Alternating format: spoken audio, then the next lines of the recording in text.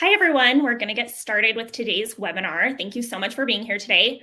My name is Paige, and I'm the marketing manager over the veterinary vertical here at Weave. We're very excited to have Steve Dale here with us today to talk about new strategies for mining millennials. For those of you who don't know Steve, he is a certified animal behavior consultant and travels the world speaking at veterinary and animal welfare conferences. He is host of 4 radio shows and appeared on TV everywhere from The Oprah Winfrey Show to Good Morning America. He's authored and contributed to veterinary books and books for pet parents. We're so happy he's joined us here today. Please feel free to use the chat and Q&A sections, and we'll try to get a few questions at the end of Steve's presentation. I know Steve has a lot of great information to share today, so I'll pass the time over to him. Thank you very much, Paige. I appreciate it. And this is good news mostly. And there's this perception of millennials, and for that matter, zillennials, which I'll get to in a moment, that is, oh no, the world's coming to an end for us. That is not true. And in fact, I would argue the reverse is true for those veterinary professionals that pay most attention to the human-animal bond, which you'll hear me talk about over and over. And whether you like it or not, that's the future. The zillennials, or the Generation Zs, are about to take over the baby boomers in sheer numbers. Millennials are already number 1. And when it comes to pet ownership, millennials are indeed number 1. I'm not going to go through all of these because I have these for every group, every demographic in great detail just for the sake of time. But there are, first of all, these are generalities. There's no question about it. Not every baby boomer, for example, or member of Generation Z is the same. Of course not. But these are tendencies that have been studied and have been verified. And here's the information also to give you some idea of what the age group is for all of these. So the baby boomers are kind of dying out, workaholics in a way. They are now looking at retirement, and with 401ks, I don't know what the market's doing today, but looking to maybe go back to work. I don't know, just because of what's happening currently. Here's Generation X. These are 41 to 56-year-olds. By the way, when you look at this and look up this data, you will see that the numbers slightly vary. So in some cases, it may say 40 years old to 57 years old, that kind of thing. These are the numbers as far as the population numbers in America. So this generation still reads newspapers and magazines, listens to the radio. I'm a radio guy, so I'm happy about that. Their events were shaped by the Cold War, the rise of personal computing, etc. They carry the highest debt load, actually. And this is what that looks like. It's a lot of money.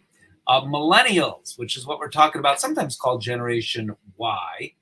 They're born anywhere from 1980 to 1994 to 1996. Their media consumption is a ton, but from various sources. Many of those sources online, many of those sources from sources that did not exist when we first, my age, would turn on the media. The events that shaped their lives are 9/11, the Great Recession.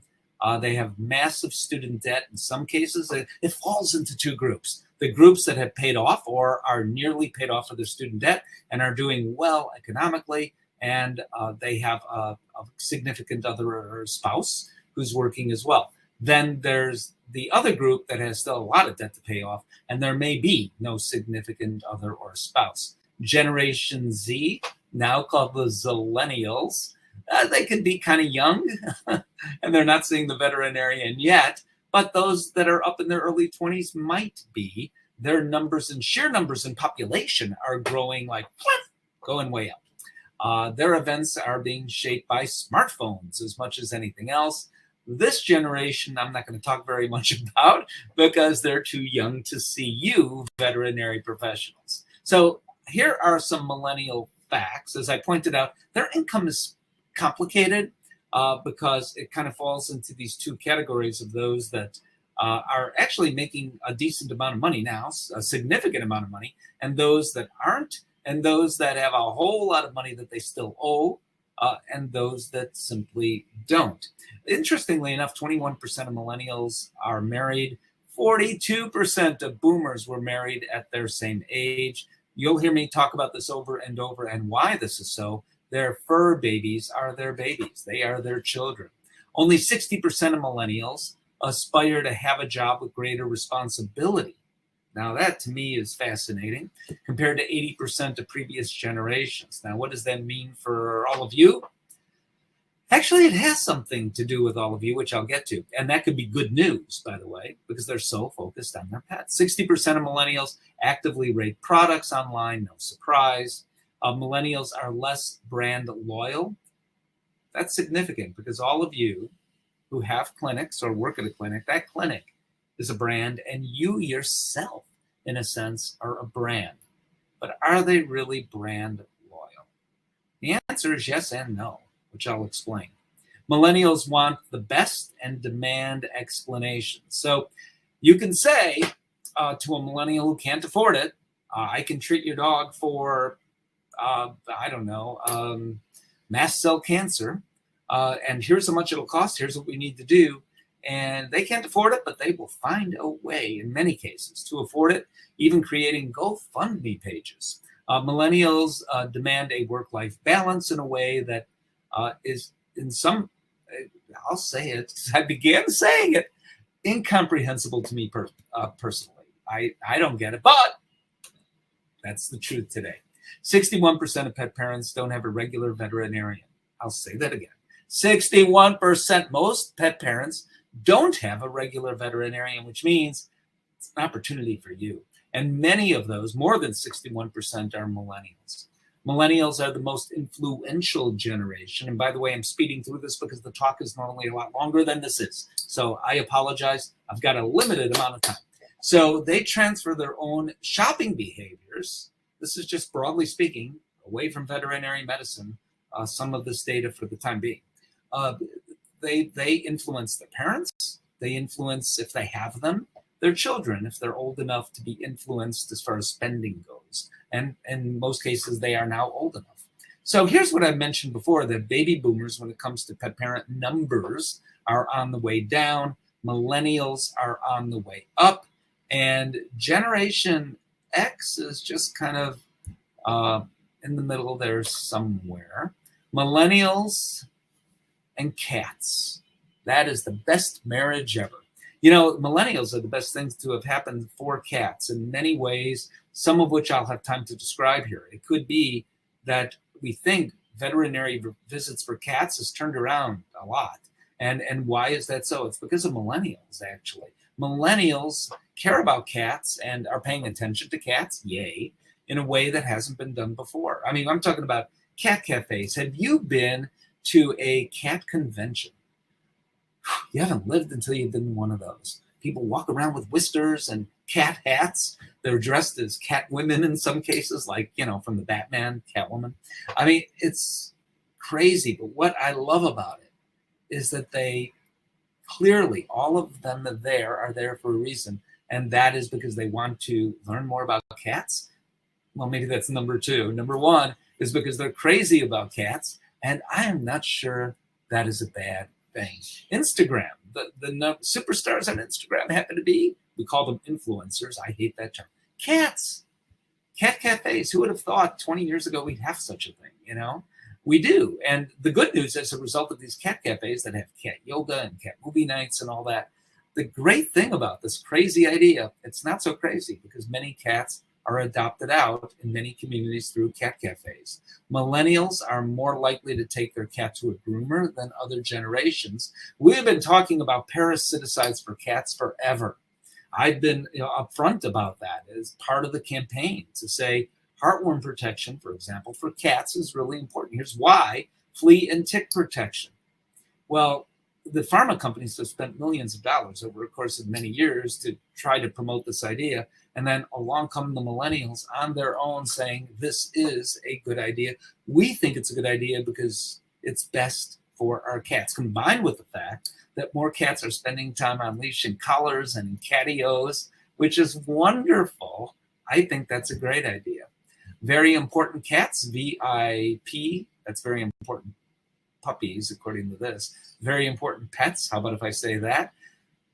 I'll tell you, people are spending money. Now, I don't know about today because of what's going on with everything today that I alluded to, but in general, up to the point of 2021, spending a whole lot of money on pet products that are upscale that we wouldn't imagine. Look at these numbers from 2018. This tells the story. 14% of millennials purchased a luxury item in the pet care category. 18% of millennials, barely statistically significant there, made a luxury purchase for their children or their child. So their pet is their child. And everybody knows that. So the pet food companies are focused in a different way than they were previously. We have different kinds of pet foods that are focused on what their marketing people, not necessarily nutritionists, unfortunately, suggest that pet parents who are millennials, all focused on millennials, that's what they target. So we've got grain-free and pet food with blueberry and kale. I don't want to talk in detail about how I feel about that. Raw food has taken off, good, bad, or otherwise. What they're doing is they're focusing on millennials. So guess what? Millennial pet owners are online more than any other demographic. No surprise to you. Millennials are more likely to use social media to learn about pets and to communicate with other pet parents. Millennials have the youngest pets overall of any other demographic group. And millennials and Gen Xers are far more likely to seek sort of, I need to change the slide. Alternative veterinary care isn't right. What's the right word for it? I'm talking about the physical therapy for dogs and cats. I'm talking about acupuncture. I'm talking about, and I'm trying to think of the word, and that's where I miss a live audience. I will think of the word. Doesn't that drive you crazy when you can't think of the word? Here are specific to pets, how millennials integrative pet care. It took a minute, but I got it. Sometimes you get it while you're vacuuming or showering, right? Millennials benefit from pet ownership in a lot of ways, and this is how they define it for dogs and cats. Most important thing dog parents say is it brings families closer together. For cats, number one on the list is simply companionship. And actually, companionship is number one for dogs as well. In both cases, numbers way higher than ever before. My pet is my child. 10 years ago, even 10 years ago, didn't have numbers like that. Disadvantages of pet parenting or pet ownership. Some say there's no drawback at all. And besides shedding and allergies and damage to furniture, the biggest thing really is sadness when they pass away, which I understand. So I kind of buried the lead in all this because it really is all about what? It's all about the human-animal bond. That's what's most important. And it's most important to millennials. And again, in part because millennials are so influential to other demographic groups, it's important to everyone. Their pets are their babies. They mandate with a capital Q, quality. They care about their pet's perception. After all, they are their babies. And that's where fear-free and cat-friendly practices come in. So emotional well-being matters more than ever before. So if you manhandle the cat comes in, the cat is screaming, you're scruffing the cat and then turning the cat upside down. You would never do that, right? None of you. But you know somebody who does. The pet parent is out of there. And moreover, not only are they gone, or in the same case, when you call in every veterinary technician to hold down a chihuahua because you're taking a jugular for blood for the chihuahua, and you have 10 technicians holding down that chihuahua, it's going to end up on the internet. So aside from you losing a client, and this is what I talked about before, so with surprising to me number of pet parents that don't have a regular veterinarian. So then Fear-Free came along, cat-friendly practices, at kind of the right time and said emotional well-being matters. And millennials care so much about that. Are they anthropomorphizing at times? I don't know, maybe. Are they, can the bond be too intense? It's another talk I can give and do give. Sometimes yes, not to the benefit of the pet. They're pets, they really aren't babies. But nevertheless, if they perceive that that pet is having a terrifying time, whether they perceive it right or not, at your veterinary office, they probably won't come back. And worse, they're going to post about it online. If they can afford it, I talked about it earlier, they will justify the cost or try to find a way to do it. And they will research everything online. So you say the cat has feline hypertrophic cardiomyopathy. Most pet parents may not have heard of that, big words, right? And you try to explain what it is briefly, or your technician or nurse does it. And hooray for technicians, incidentally, and nurses.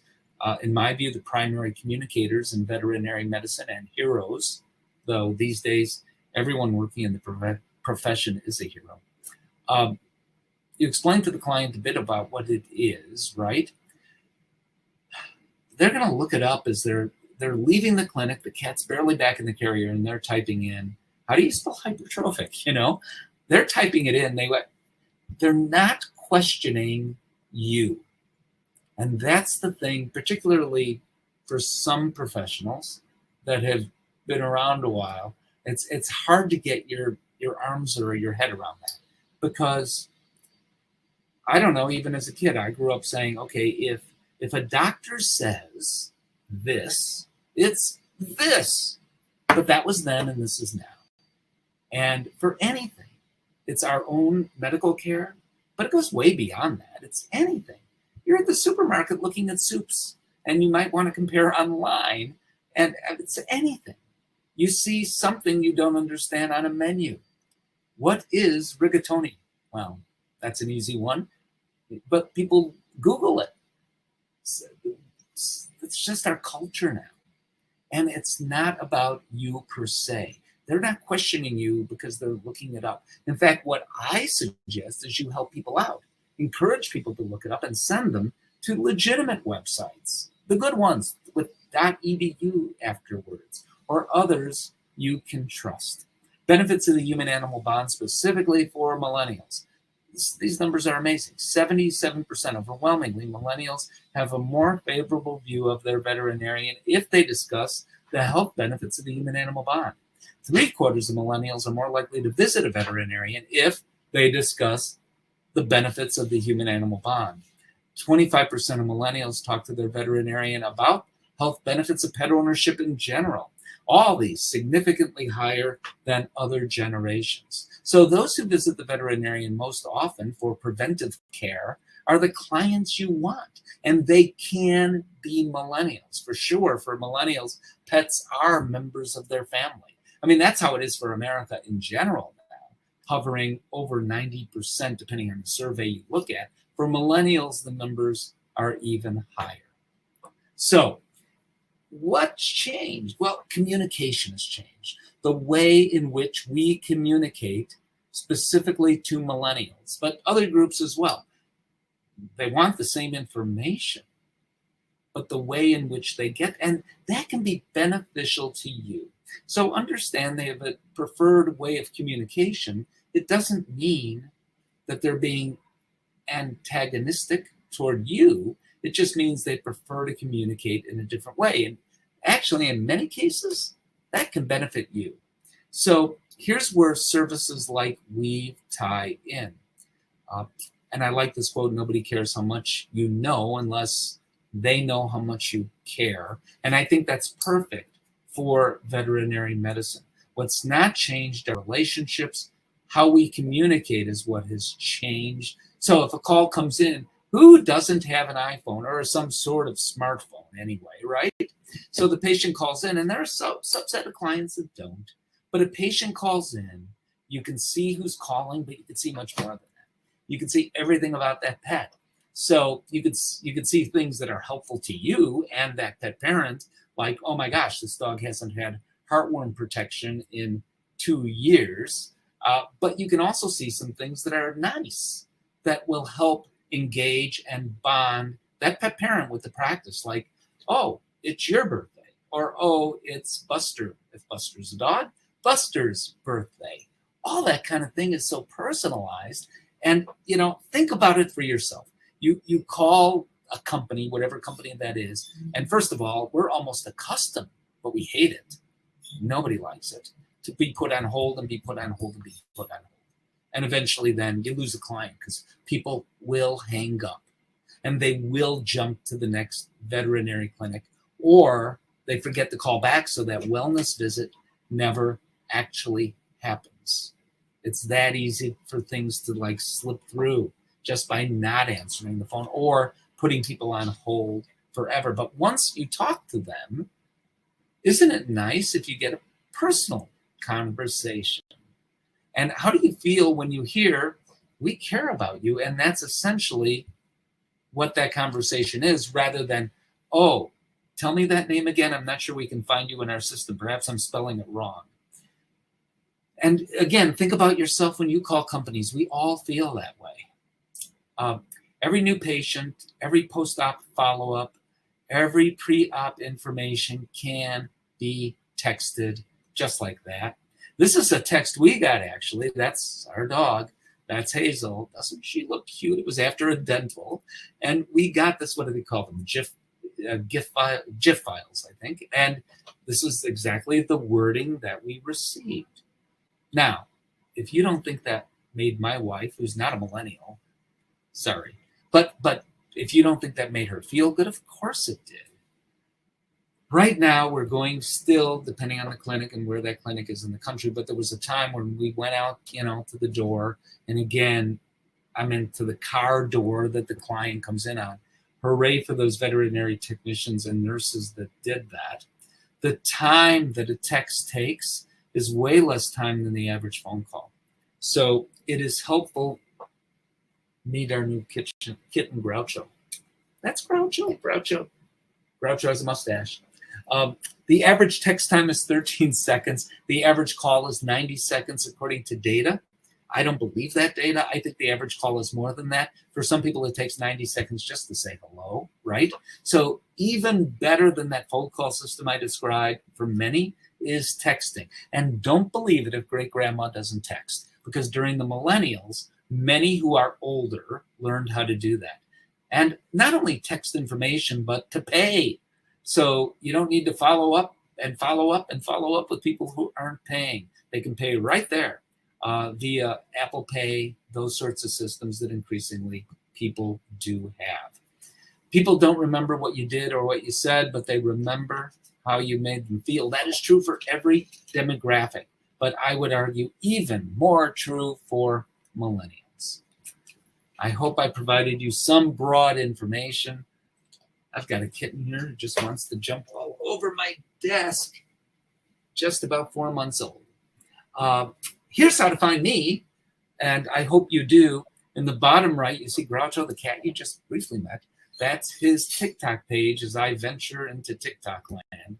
I just started, so I hope if you're on TikTok, or if not, you can be on TikTok, that you like Groucho_ the funny cat.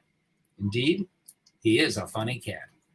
Hope I helped you a bit. Now I'm here to answer some questions. So to do that, I have to hit a button or two. I go there, and then I think I do this. Have I done it right, guys? Paige? If you can just click stop sharing, we should be good. Oh, there's that. Yes. Thank you for everything, Paige. Paige has been great. Of course. Thank you, Steve. I will definitely start following your cat on TikTok. I did hit stop sharing, but there we go. Yep, we're good. So thank you so much, Steve. As a millennial myself who has an Instagram account for my 2 dogs, I can definitely relate to everything you shared. It's pretty true. So I am living proof of the information that Steve shared with us today. Looking at the chat right now, and it doesn't look like there's any questions submitted. So we'll go ahead and wrap it up here today. We will be sending out a recording via email. So keep an eye out on your inbox for that. And thank you all so much and have a great day. Thanks, Steve. Easy enough. Thank you, Paige. Thank you, everybody. Thank you. And like our cat. See ya.